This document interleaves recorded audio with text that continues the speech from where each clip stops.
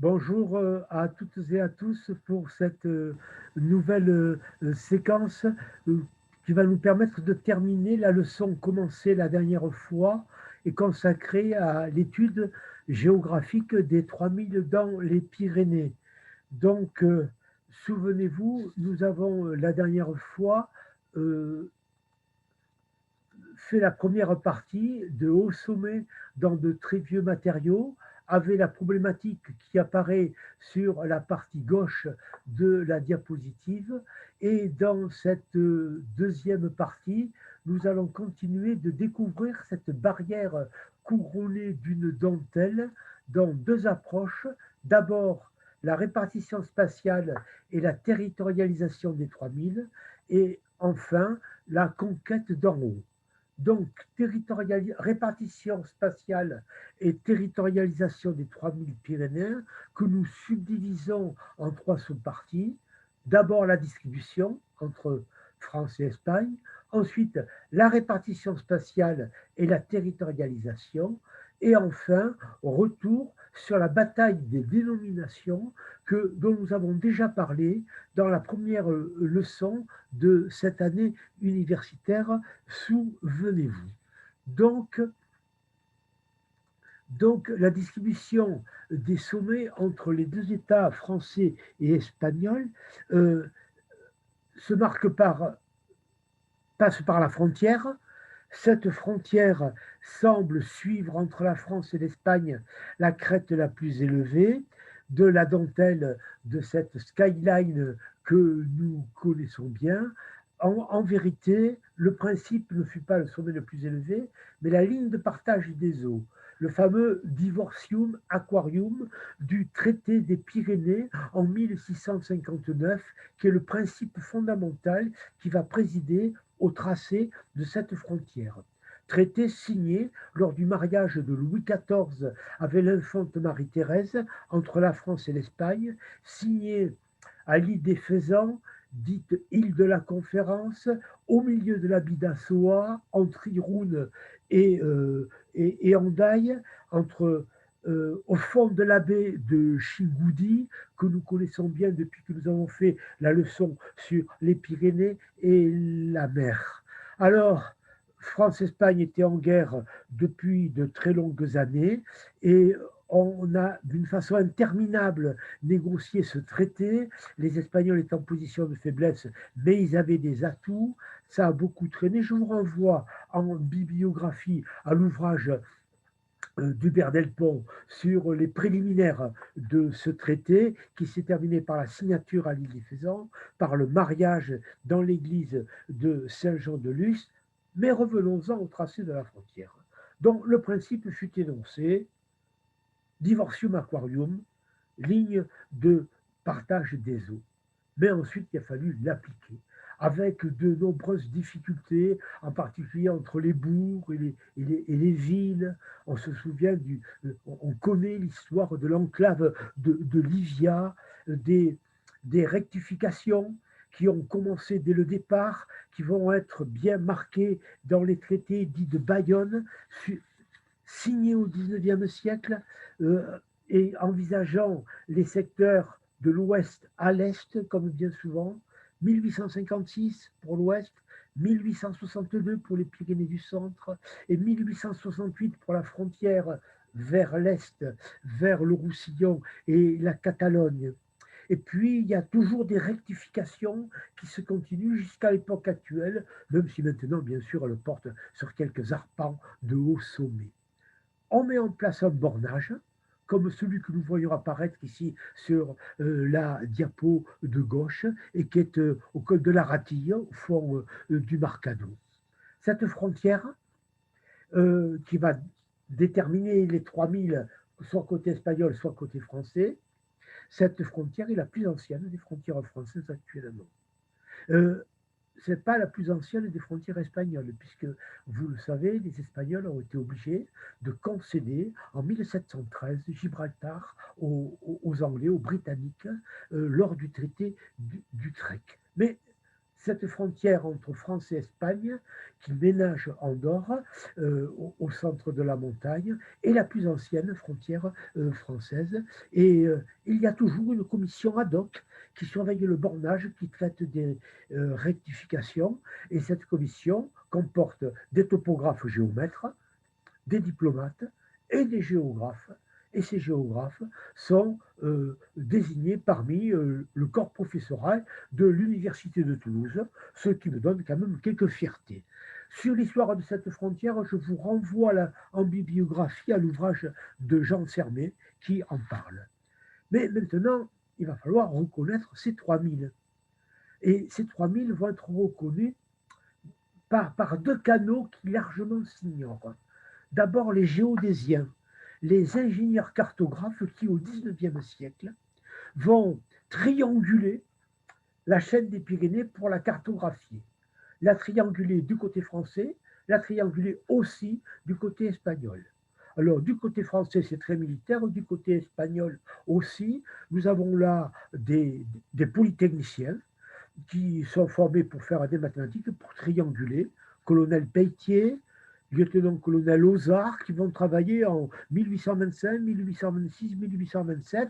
Mais ce travail très discret, c'est des gens rustiques qui prennent des risques, mais qui n'apparaissent guère dans les annales mondaines, n'est-ce pas, vont être mis en scène par Henri Beraldi, dans son ouvrage 100 ans aux Pyrénées, à la fin du XIXe siècle. Il va y avoir une saga des officiers géodésiens, et Beraldi en profite au passage pour dire que les Espagnols restent à la traîne. C'est pas vrai, les Espagnols font aussi de la triangulation, font aussi de la cartographie, mais comme ils sont englués dans les guerres civiles carlistes qui ravagent le pays au XIXe siècle, et état de guerre civile qui devait se continuer jusqu'à la guerre civile de 1936, les Espagnols apparaissent moins. Mais de toutes ces triangulations devaient sortir les cartes d'état-major d'abord, et les cartes IGN, dont l'expression est la carte au 50 millième et la carte au 25 millième, que certains d'entre vous utilisent ou ont sur leur logiciel, sur leur portable. J'ai fait un cours à ce sujet, je vous y renvoie, en 2018-2019, c'est la leçon numéro 4, triangulé, cartographié, dénommé, jeu de cartes dans les Pyrénées, avais-je intitulé ce cours, et ceux qui le désirent peuvent me le demander. À ce sujet, une parenthèse pour dire au monsieur qui m'avait demandé un cours sur l'Éthiopie, je ne l'ai pas envoyé parce que j'ai perdu son adresse et ses coordonnées dans mes différentes pérégrinations de la fin de l'année dernière et du début de cette année. Je le prie de bien vouloir m'en excuser, et s'il me réécrit, je l'enverrai avec plaisir. Alors, d'abord, les cartographes, français et espagnols, pour reconnaître ces 3000. Et ensuite, les pyrénéistes. Les pyrénéistes, au premier rang desquels Franz Schrader.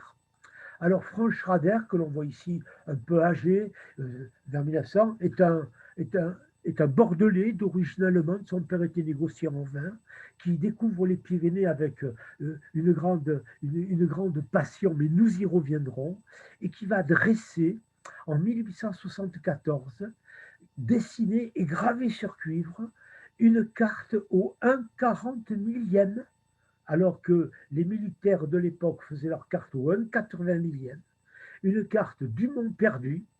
Et cette carte s'intitule Carte du Mont Perdu, titre principal, et de la région calcaire des Pyrénées centrales, qui va englober Gavarnie et puis la vallée d'Ordessa. C'est un monument que cette carte, qui englobe tous les 3000 de la haute chaîne, qui mentionne tous les glaciers de l'époque, dont bon nombre ont depuis disparu, nous l'avons vu dans la précédente séquence. Et ici, la carte se joue de la frontière avec l'Espagne, et cette frontière n'est même pas mentionnée sur la carte. Donc cette carte a été dressée par Schrader, aidé d'un de ses camarades qui s'appelle Louis Lourdes Rocheblave, qui est un palois, comme Schrader est bordelais, mais qui est aussi protestant que l'était Schrader. Et cette carte, présentée en 1874, est accompagnée d'une notice très importante. Et tout ceci a été publié, je le mentionne en bibliographie, par les éditions du Père Accroché en 1996 sous le titre Autour du monde perdu. C'est un coffret très richement habillé où vous retrouvez, où vous retrouvez cette carte. Euh, je reviendrai en troisième partie sur cet ouvrage quand il s'agira d'établir les liens, je reviens sur Schrader, entre pyrénéisme et haute montagne. Et ce que je dirais, c'est que entre pyrénéistes et officiers cartographes, officiers géodésiens, il n'y a pas de correspondance. Ce sont des mondes qui s'ignorent. Pareil entre pyrénéistes et officiers cartographes et les autorités administratives et locales. Et puis les Valéens. Ce sont des mondes qui s'ignorent et qui laissent sur les Pyrénées un filet aux mailles très larges. Ainsi, pour découvrir la haute montagne, le grand Bachimal, alias Pic Schrader, est resté en dehors du repérage des radars pendant 25 ans, une vingtaine d'années. Et cette précision m'a été donnée par mon collègue Michel Rode, que je cite en bibliographie pour son ouvrage sur précisément sa contribution à l'ouvrage sur Franz Schrader. Vous le trouverez en bibliographie. Alors maintenant, voyons la répartition spatiale et la territorialisation des 3000 mètres.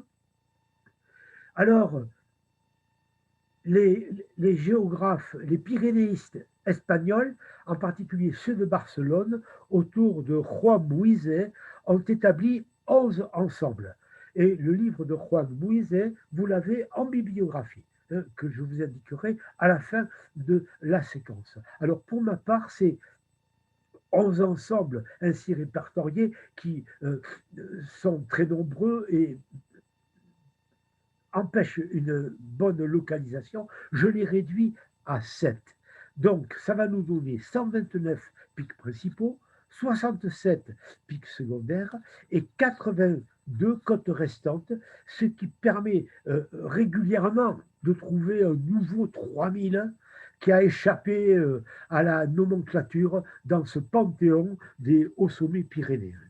Et pour ces 7 premiers ensembles, je distingue l'ensemble Balaïtous, Pic d'Enfer, Argualas, avec 11 sommets. C'est l'ensemble le plus occidental de la haute chaîne.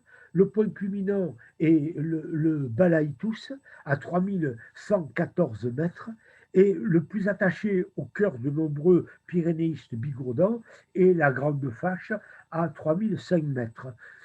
J'ai mis en photo le pic d'Enfer qui méritait bien son nom et où à la descente de nombreuses jambes se cassent. Je ne rentre pas dans les anecdotes que j'ai vécues personnellement, ça allongerait beaucoup trop le cours. On accède à cet ensemble par Arès, par Arémoulite ou par Sayen de Gallego et pour la partie est, pour la Grande Fâche, par Cotteret. Le deuxième ensemble est l'ensemble du Vignemal. J'ai montré à l'envie ce massif du Vignemal avec sa grande pique. Et ici, je distingue la pointe de Josinc à 3204 mètres. Cet ensemble du Vignemal avec la pique longue à 3298 mètres est le point culminant des Pyrénées françaises et comporte 9 autres pics qui tous se tiennent à 200 mètres près dans le même ordre d'altitude. On accède à cet ensemble par Cotteret, par Gavarnie, mais aussi par Panticos.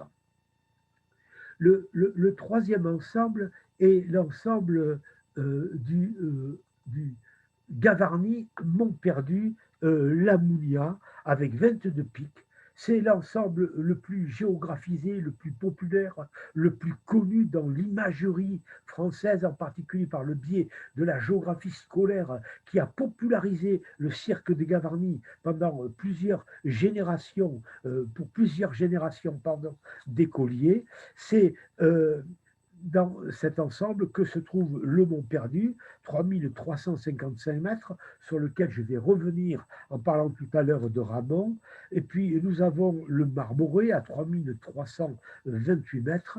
J'ai préféré vous montrer en illustration le pic de la Munia au fond du cirque de Troumouse, avec cette partie aérienne avant le sommet, avec 2000 mètres de gaz de part et d'autre, et regardez les deux pyrénéistes que nous voyons, ils ont laissé le piolet dans le sac à dos et ils sont un peu accroupis en se tenant avec les mains, vertige interdit. On accède à cette zone par Gavarnie, les Espécières, Estaové, Troumouse, et puis Torla au sud et la vallée d'Ordessa. Je citerai à cette occasion le livre de Bruno Walk qui s'appelle Pyrénées longitude zéro et qui est un vrai ouvrage pyrénéiste avec de beaux textes et de belles photos et qui retrace un itinéraire qui part d'Ibos avec du supermarché et qui va jusqu'à Alquessar de l'autre côté en suivant à peu près le méridien zéro. Et ceci me permet de passer au quatrième ensemble, Néouviel, Piglon, Batoua, Coulfed, Bachimal. C'est 20 sommets à plus de 3000 mètres qui sont là, dominés par le Schrader. On a donné au Grand Bachimal, 3176 mètres, un autre nom, le nom de Pic Schrader, le personnage dont je viens de vous parler tout à l'heure et dont je vais vous reparler. On y trouve aussi le Cambieil, le Pic Badette. Ce sont des montagnes qu'on peut en percevoir depuis le versant nord, en échancrure, depuis le plateau de l'Admezan, et par temps clair, bien sûr. Donc on y accède par la vallée d'Or, par la vallée du Louron, et côté sud, on y accède par Elplane. L'ensemble suivant est l'ensemble Posets et Risté Clarabide, qui compte 28 pics. Et cet ensemble j'ai beaucoup de tendresse pour lui, parce que c'est un peu l'angle mort du panthéon des hauts sommets pyrénéens. Il faut aller se chercher les sommets par de longues marches d'approche, au bout de pistes aussi étroites que vertigineuses, dominées par les Gourblancs, 3129 mètres, les Posettes, 3375 mètres, le Perdiguero, 3122 mètres. Ce sont des montagnes malaisées à gravir, malaisées à descendre. En été, à cause des éboulis de schiste carburé qui glissent d'une façon très dangereuse. En hiver, à cause de manteaux neigeux souvent instables et propices aux avalanches. Dans ces parages, on rencontre peu de monde sur les pentes, mais grande joie d'y être parvenu. Et en illustration, le pic Posette, et je vous recommande les éboulis de la Morène. On y accède par la Soula, au fond du Louron, mais aussi par les affluents du Haut-Ezera à rive droite, c'est-à-dire à gauche, en montant sur Vénasque. Le sixième ensemble est l'ensemble de la Maladeta, qui comporte bien sûr la Neto, qui est le point culminant des Pyrénées, 3350 mètres, que je vous resserre régulièrement d'une leçon sur l'autre, avec le pic de la Maladeta qu'on appelle aussi pic Sayo à 3220 mètres. C'est le toit des Pyrénées, avec cet enlèvement en altitude de lourdes croupes, avec des glaciers qui subsistent, des bouts du monde, de longues marches d'approche. Nous sommes là à plein dans le texte, vous savez, d'Henri Russell, qu'on a lu au début de la séquence précédente, et je cite, ces pics sont tous en arrière-plan, dans le lointain, et aussi invisibles que ceux de l'Himalaya.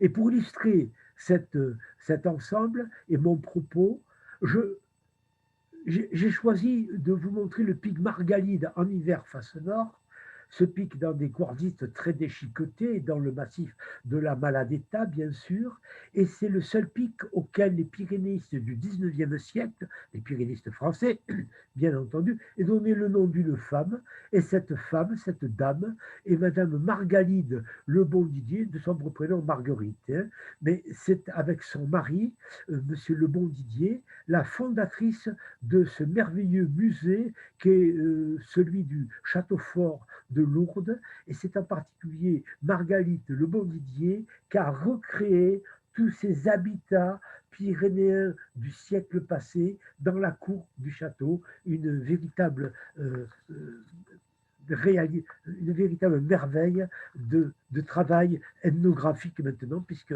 ce sont quand même des constructions qui datent d'un siècle. On est en 2021, hein. Voilà.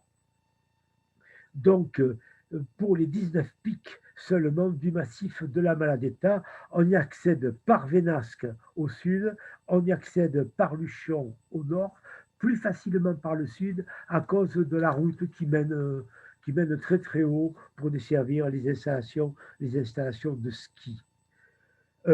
Et puis le dernier ensemble, eh bien, qui est à l'est, ce qui est le Balaïcus à l'ouest, c'est l'ensemble Bessibéry Estat. Je l'ai illustré ici par l'arête ouest du pic d'Estat à 3149 mètres, avec des matériaux schisteux gréseux que vous voyez bien là et bien redressés. Il se situe sur la frontière entre Ariège et Catalogne, mais pile sur la frontière. Ça en fait le sommet le plus élevé de la Catalogne, mais aussi de l'Ariège, et le nationalisme catalan en souffre, bien sûr. Et on y va par Viella, en tournant à gauche à Viella, col de la Bonaille, et puis plein est au fond, soit par Saint-Giron, toujours vers l'est, par la vallée de l'Ustou et Ozat. Et cette partie des Pyrénées pourrait être une destination de l'excursion de fin d'année du cours de géographie de l'UTL, si toutefois le virus a le bon goût de tourner les talons d'ici là. Ce qui m'amène à parler et à revenir sur la bataille des dénominations que j'ai déjà évoquée dans la première leçon de ce cycle de cette année universitaire. Bataille des nominations. En 2017, le gouvernement d'Aragon publie une carte qui valide le projet El Proyecto 3000, le projet 3000. Les 3000 sont au cœur de la démarche et on va rebaptiser toute une série de pics, en particulier dans le massif de la Maladetta, et c'est ainsi que le pic Russell devient, tenez-vous bien, Tuc del Cap de la Baille, en fabla, langue aragonaise, Tuc, c'est-à-dire sommet du fond de la vallée. Alors, pic Russell, ça veut dire quelque chose pour tout le monde, comme pic Margalide, mais tout que dans le cadre de la vaille, voilà. Alors, c'est une, une appellation vernaculaire, mais déconnectée de la pratique montagnarde. Et puis, la passion s'est emparée de cette affaire et c'est devenu l'affaire des pics aragonais avec de violentes réactions des pyrénéistes français. Mais attention, hein,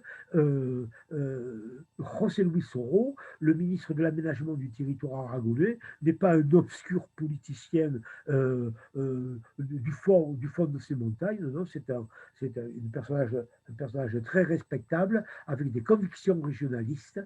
Et là, il prend un peu à. Il y avait une situation coloniale de la part des pyrénéistes français. Les Espagnols englués dans la guerre carliste, on va donner des noms de pics à ces hautes montagnes. On retrouve la même chose que ce qui s'est produit en Afrique de l'Est. Vous savez, quand il s'est agi de désigner les montagnes des dernières taches blanches de l'Afrique du centre, là, vous savez, c'est ainsi que le sommet du Ruwenzori s'appelle Pic Margarita. Qui c'est Margarita? C'est la reine d'Italie. Elle a donné son nom à une pizza et au point culminant du Ruwenzori. Je vous renvoie au cours que j'avais fait il y a quelques années à ce sujet.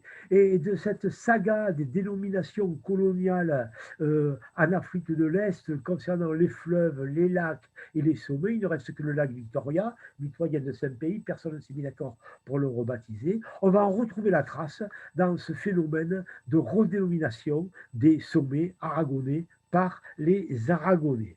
Bon, je terminerai en disant que le géoportal espagnol maintient la double appellation vernaculaire, enfin la nouvelle et puis l'ancienne, la vernaculaire et la pyrénéiste, ce qui m'amène à passer à la troisième partie de mon propos, la conquête d'en haut qu'on subdivisera avec les recherches, la recherche des montagnes de premier ordre, et puis cette fusion que provoque la haute montagne entre pratiquant une nature environnante dans les Pyrénées, Et puis on verra aussi les accompagnements du tout 3000 en mettant comme illustration Louis Ramon de Carbonnières, qui est un personnage né en 1755, mort en 1827, personnage politique qui a participé à l'Ancien Régime, à la Révolution, mais du côté des modérés, ce qui le contraint à l'exil dans les Hautes-Pyrénées, où il va faire une première visite en 1788, mais où il va rester pendant quelques années, entre 1794 et 1800. Pendant ces 6 ans, il est professeur à l'école centrale des Hautes-Pyrénées, l'ancêtre du lycée Théophile Gautier, et il va abattre un travail considérable de géographe, de naturaliste et de botaniste en écrivant des bouquins merveilleux dont celui qui retranscrit sa quête de la recherche de ce mont perdu au fond des montagnes, qu'il appelle le mont perdu, le Monte Perdido en espagnol. Il nous a laissé un herbier qui est conservé à Bagnères de Bigorre. Et il a écrit un texte, observations faites dans les Pyrénées pour servir de suite à des observations sur les Alpes. Vous voyez, les Pyrénées ont précédé les Alpes. Et il parle des montagnes de premier ordre. Les montagnes de premier ordre, c'est moi qui ai trouvé le titre. Mais voilà le texte. Et ce texte, il se compose de 2 phrases, vous allez voir. Quiconque n'a point pratiqué les montagnes de premier ordre se formera difficilement une idée juste de ce qui dédommage des fatigues que l'on y éprouve et des dangers que l'on y court. Il se figurera encore au moins que ces fatigues ne sont pas sans plaisir et que ces dangers ont des charmes. Et il ne pourra s'expliquer l'attrait qui y ramène sans cesse celui qui les connaît, s'il ne se rappelle que l'homme, par sa nature, aime à vaincre les obstacles, que son caractère le porte à chercher des périls, surtout des aventures, que c'est une propriété des montagnes de contenir, dans le moindre espace, et de présenter, dans le moindre temps, les aspects de régions diverses, les phénomènes de climats différents, de rapprocher des événements que sépareraient de longs intervalles, d'alimenter avec profusion cette habilité de sentir et de connaître, passion primitive et inextinguible de l'homme qui naît de sa perfectibilité et la développe, passion plus grande que lui, qui embrasse plus qu'il ne peut saisir, devine plus qu'il ne peut comprendre, pressent plus qu'il ne peut prévoir, franchit sans cesse les bornes de sa fragile existence, l'égare souvent sur le but de sa vie. Mais au moins l'endort sur ses misères et l'étourdit de sa brièveté. Et tout cela écrit en 1789, les Pyrénées avant les Alpes, avec recherche de l'altitude, le plus haut, le plus périlleux, conquête dans un concentré d'espace et de temps où les sensations s'exacerbent. Et puis cette recherche du toujours plus qui nous pousse à aller plus loin. Et là, ça, la montagne et la haute montagne le permet. Alors, Béraldi a pu écrire Ramon domine le pyrénéisme de la tête et des épaules. On lui a donné le nom d'une fleur qui pousse dans les anfractuosités de rochers.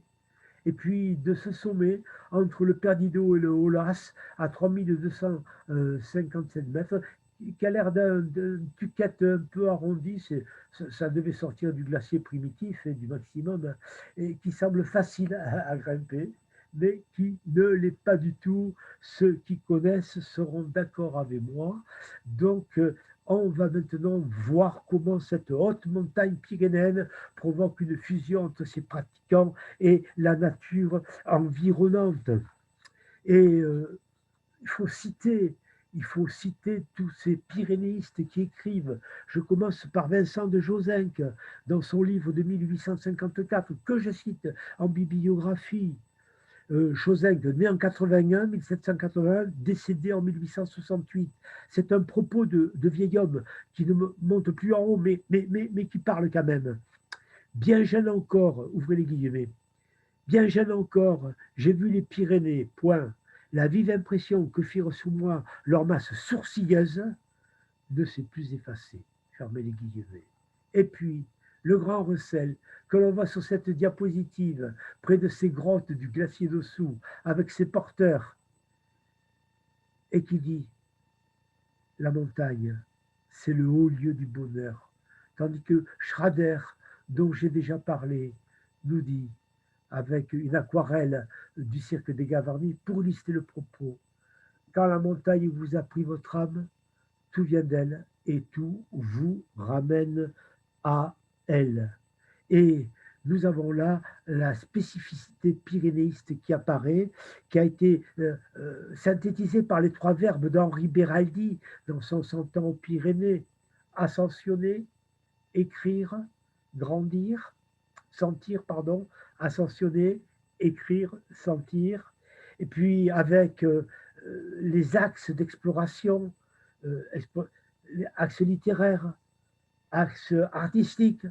Schrader est un aquarelliste remarquable, axe scientifique aussi, avec des écrits de haute volée que vous avez dans toutes les bibliographies que je peux vous donner à l'issue de mes cours. Et cette vision pyrénéiste est exportable aux autres grandes montagnes. Pendant que je préparais ce cours, une équipe de Népalais a gravi le K2 dans cette deuxième semaine de janvier 2021. Voilà, conquête du haut.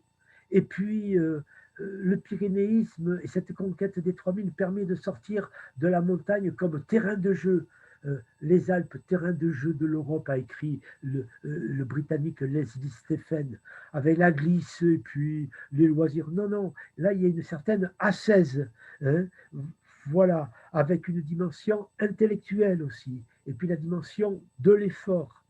Alors il se dégage de tout cela un sentiment de supériorité pyrénéiste qu'on va retrouver dans le texte de Russell, dans le texte de Ramon que je viens de lire. En vérité, au total, c'est une sublimation. Je voudrais maintenant terminer en vous parlant des accompagnements du tout 3000 dans les Pyrénées. D'abord, il y a les guides qui vont accompagner ces pyrénéistes.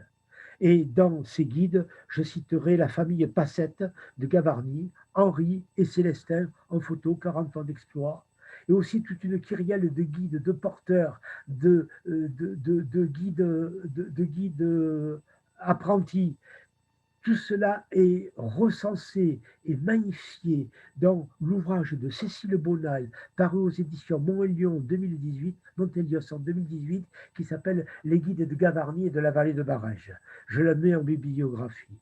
Et je citerai aussi, mais il est dans le guide, Édouard Noguet, d'Icouille 1909-1990, avec lequel j'ai beaucoup discuté, j'ai aussi marché, et cet homme-là habitait As, et il avait fait la Seconde Guerre mondiale sur la frontière italienne, et il racontait qu'en 40, la France a gagné les Italiens en les faisant descendre à toute vitesse de la montagne. Je passe, j'ai plus le temps, l'heure a tourné. Je dirais que ces guides sont tous au départ des paysans, des faucheurs, des moissonneurs, des éleveurs, et puis ils rentrent dans le pyrénéisme par la chasse à l'isard, et ensuite pour guider les riches visiteurs qui voulaient monter avec le maximum de sécurité quand même.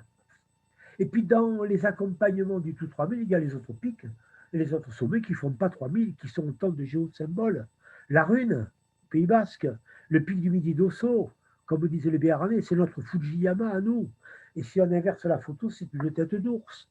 Le pic du Midi de Bigorre, dit le pic par les Bigourdans et les autres.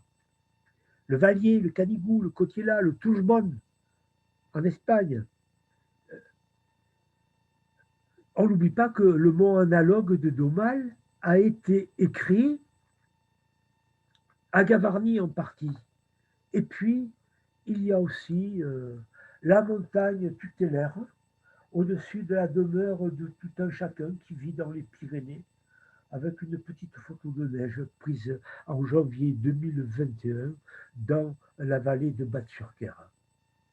Donc, il y a les 3000, il y a le pyrénéisme, il y a cette exaltation de l'altitude, mais il y a le reste de la chaîne aussi que l'on ne saurait oublier parce que c'est un tout, bien sûr. Il me faut maintenant vous indiquer la bibliographie ou webgraphie de cette leçon, c'est-à-dire de cette séquence et de la séquence précédente, avec des titres que vous pourrez fixer. C'est écrit un peu petit, mais il fallait que tout rentre. Et je passe à la conclusion que je répartis en trois idées. D'abord, une reconnaissance des 3000 Pyrénéens tels que nous venons de l'opérer permet de faire de la géographie, de pratiquer de la géographie à l'état pur. Paysage, nomenclature, récit et descriptif, explication, et puis, à partir de ce sujet, généralisation au vaste monde. L'expression de la conquête de l'altitude, de la connaissance, y compris scientifique, de ces milieux cachés, fragiles et changeants dans leur brutalité, provoque des amenées sensorielles, des amenées émotionnelles, mais aussi des amenées cognitives. De telles restitutions se sont exprimées dès la création des Pyrénées comme objet géographique à travers nombre de récits, nombre d'images, de rêves, où le contenu latent déborde souvent le contenu manifeste de la très haute montagne, toujours solitaire, toujours dangereuse, mais infiniment gratifiante pour qui sait la découvrir et y vivre, l'espace d'une course, ou plus s'y afficionne. Voilà, je, je vous remercie de votre attention et je vous donne rendez-vous la semaine prochaine pour une leçon qui sera une leçon de géographie culturelle historique, le pain et la pâtisserie dans les Pyrénées. Nous serons alors le 25 janvier. Merci beaucoup. Au revoir tout le monde.